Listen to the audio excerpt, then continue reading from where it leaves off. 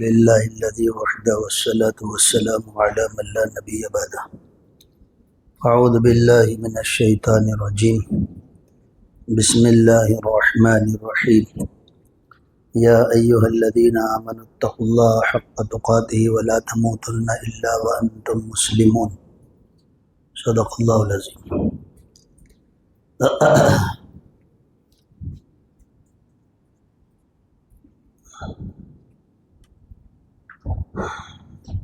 دنیا کا نظام جو چلتا ہے وہ اس طرح کہ کوئی ایک بڑا ہوتا ہے اور کوئی چھوٹا ہوتا ہے. سارے سب بڑے ہو جائیں تب بھی نظام نہ چلے، سارے سب چھوٹے ہو جائیں تب بھی نظام نہ چلے. اس میں بالکل بنیادی بات اللہ تبارک و تعالیٰ تنے تنہا سب سے بڑے ہیں، اکبر من کل شیء. اور پھر اللہ تبارک و تعالیٰ نے دنیا کے اندر نظام کو چلانے کے لیے ایک دوسرے پر فضیلت دی ہے. جیسے انبیاء کے اندر بھی اللہ تبارک و تعالیٰ نے درجات رکھے، ایسے ہی اللہ تبارک و تعالیٰ نے جانوروں میں، انسانوں کے اندر عورتوں پر مرد کو فضیلت دی ہے. اور پھر اللہ تبارک و تعالیٰ نے یہ نظام کو برقرار رکھنے کے لیے شادی، نکاح، ازدواجی زندگی اور پھر اس کے بعد اپنے حسب نسب کو باقی رکھتے ہوئے توالد و تناسل اور اپنے خاندان کی افزائش، یہ سارا اللہ تبارک و تعالیٰ نے سکھایا، سمجھایا. اس میں میاں بیوی والی زندگی بیلنس کے ساتھ کیسے رہے، تو اس میں مرد کی بھی کچھ ذمہ داری ہے، عورت کی بھی کوئی ذمہ داری ہے. اللہ تبارک و تعالیٰ نے الرجال قوامون علی النساء فرما کر مردوں کو عورتوں کے اوپر فضیلت دی ہے. گویا کہ اس کا شوہر امیر ہے اور یہ مامور ہے. امیر اور مامور کے اصول و ضوابط دیکھ لیں تب بھی بہت کچھ شادی والی زندگی اچھی گزر سکتی ہے. ہاں البتہ اگر ازدواجی زندگی میں، گھریلو زندگی میں جب بھی کچھ اونچ نیچ آئے گا تو زیادہ ذمہ داری اور زیادہ بات اگر نصیحت اور سمجھانے کی آئے گی وہ مرد کے لیے آئے گی کہ مرد کو سمجھایا جائے گا، اس لیے کہ وہ ذمہ دار ہے.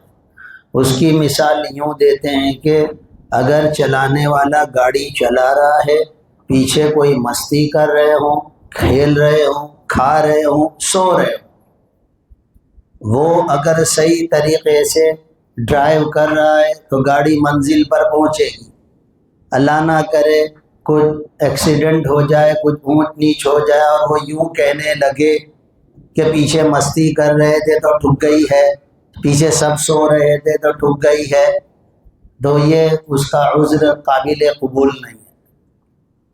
مختصر ازدواجی زندگی میں چونکہ مرد کو ذمہ دار امیر بنایا ہے اور عورت کو مامور بنایا ہے، لہذا زیادہ ذمہ داری مرد کی آتی ہے. مرد کو اپنی گھریلو زندگی کو اچھا اور صحیح رکھنے کے اعتبار سے صرف زیادہ کما لینا اور زیادہ کما کر وہ یوں سوچے کہ میری گھریلو زندگی اچھی گزر جائے گی یا کسی قسم کے مسائل نہیں کھڑے ہوں گے، یہ اس کی غلطی ہے. اچھا کمانے کے بعد بھی یوں نہیں کہہ رہے کہ کمائے کہ نہیں کمائے، اس کی ذمہ داری ہے اپنے ماتحتوں کو اچھی طرح سے پالے، کھلائے، پلائے، رکھے، ان کے مکان، ان کی رہائش اور ان کے لباس اور ان کے کھانے پینے اور ان کے تمام ضروریات زندگی کا اچھی طرح سے خیال رکھے.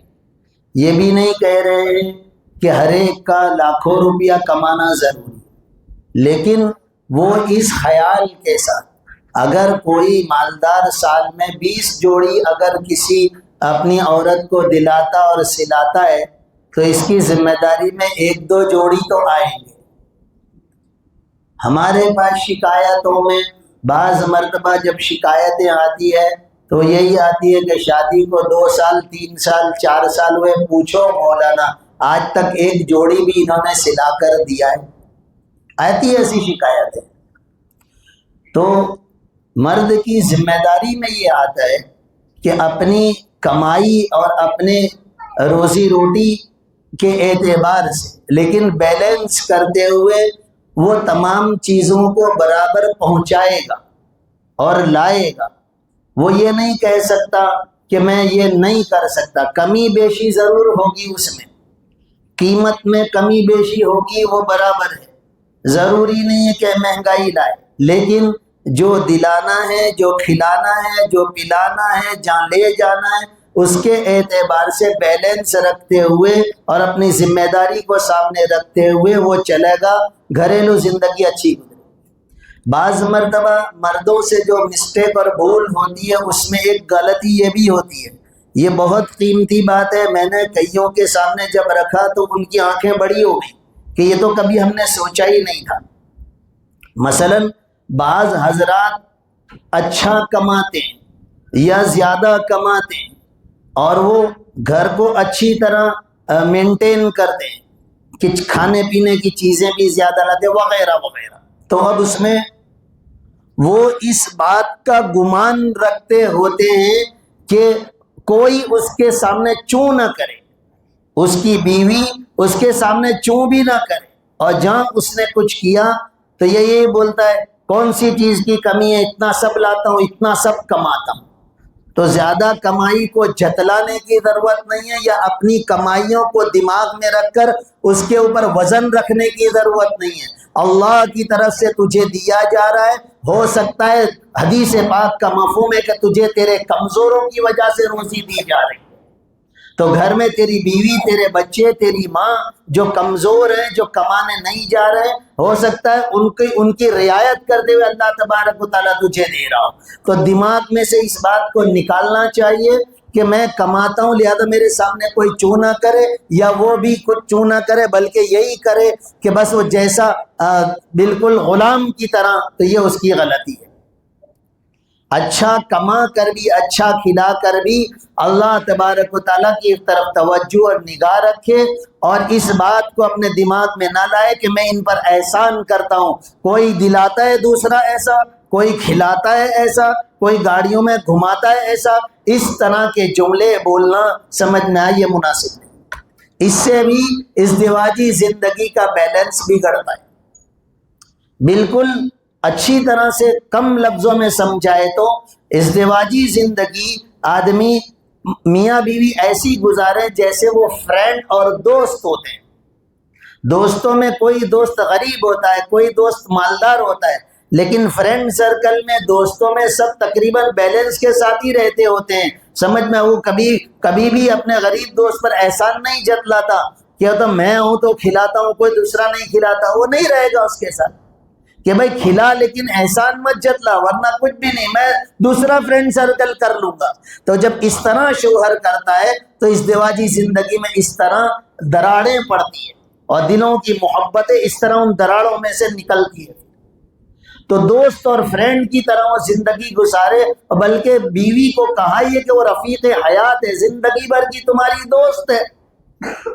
تو دوستوں کے سرکل کو دیکھو، فرینڈ سرکل دیکھو، بوڑھوں کے سرکل کو دیکھو، 10 15 20 سال کی دوستیاں ہیں تو وہ تو برابر چل رہی ہے، اور یہاں پر شادی کو 10 سال ہوئے ہیں تو 10 سال میں 20 جھگڑے ہوئے ہیں، اور اس کے چھوٹے موٹے جو گنتی میں نہیں آئے وہ الگ، روزانہ کی تان تشنی وہ الگ۔ تو یہ اس طرح اللہ تبارک و تعالیٰ نے اگر بیوی کی نعمت دی ہے تو اس طرح سے اس کو اپنی زندگی کو نہیں گزارنا ہے، اس طرح بد اخلاقی کے ساتھ نہیں گزارنا ہے۔ رسول اللہ صلی اللہ علیہ وسلم نے ازدواجی زندگی کو پریکٹیکل گزار کے بتایا، اور آپ دنیا سے جب تشریف لے گئے تب 9 ازواج مطہرات پاکیزہ بیویاں وہ رسول اللہ صلی اللہ علیہ وسلم کے عقد نکاح میں اس وقت بھی موجود تھی. اور نبی کریم صلی اللہ علیہ وسلم فرما رہے ہیں تم میں بہتر وہ ہے جو تمہارے گھر میں بہتر ہو. گھریلو زندگی کے اندر آدمی کو اچھا ہونا چاہیے تو باہر کی زندگی میں وہ اچھا ہے, سارے اس کی تعریفیں کرتے ہیں, فرینڈ اس کی راہ دیکھتے ہیں, کمپنیوں میں اس کا انتظار ہوتا ہے, اور گھروں کے اندر وہ اچھا نہیں رہتا ہے. نہ گھروں میں گالی بکنے کی ضرورت ہے, نہ گھروں کے اندر چلا پکار کرنے کی ضرورت ہے. وہ اپنی زندگی کو اچھی طرح سے خوشگوار ہو کر اور خوش طبعی کے ساتھ کیوں نہیں گزارتی گھروں میں. رہا مسئلہ کہ بیوی اس سے محبت کرے, بھائی تم بھی تو اپنی طرف سے کتنا محبت کا اظہار کرتے ہو وہ تو بولو. خالی بیوی کی محبت کے منتظر حال رہتے ہو تو آپ اپنی طرف سے محبت کے اداؤں کے اور محبت کے مواقع دینے میں آپ کتنے کامیاب ہو. گھروں کے اندر کمشنر بنے ہوئے ہیں, گھروں کے اندر انسپیکٹر بنے ہوئے ہیں, جیسے کہ وہ کرسی پر بیٹھتا ہے تو جس طرح روب کے ساتھ, تو گھروں میں روب جھاڑنے کی ضرورت نہیں ہے. نبی کریم صلی اللہ علیہ وسلم نانا ہونے کے ساتھ اپنے نواسوں کے ساتھ کیسے رہ رہے ہیں, اور بیوی کے ساتھ شوہر ہو کر کیسے رہ رہے ہیں. وہ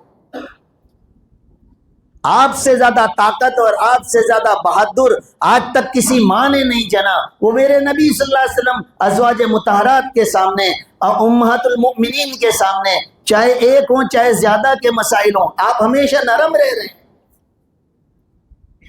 اور نرمی کو کوئی بزدلی کا نام نہ دے. نرمی اور چیز ہے, بزدلی اور چیز ہے, ڈرپوک پن الگ چیز ہے. بہادری کو نبی کریم صلی اللہ علیہ وسلم حنین میں دیکھ لے کہ سارے صحابہ کے پاؤں اکھڑے ہوئے ہیں اور رسول اللہ صلی اللہ علیہ وسلم آگے ہی آگے بڑھ رہے ہیں.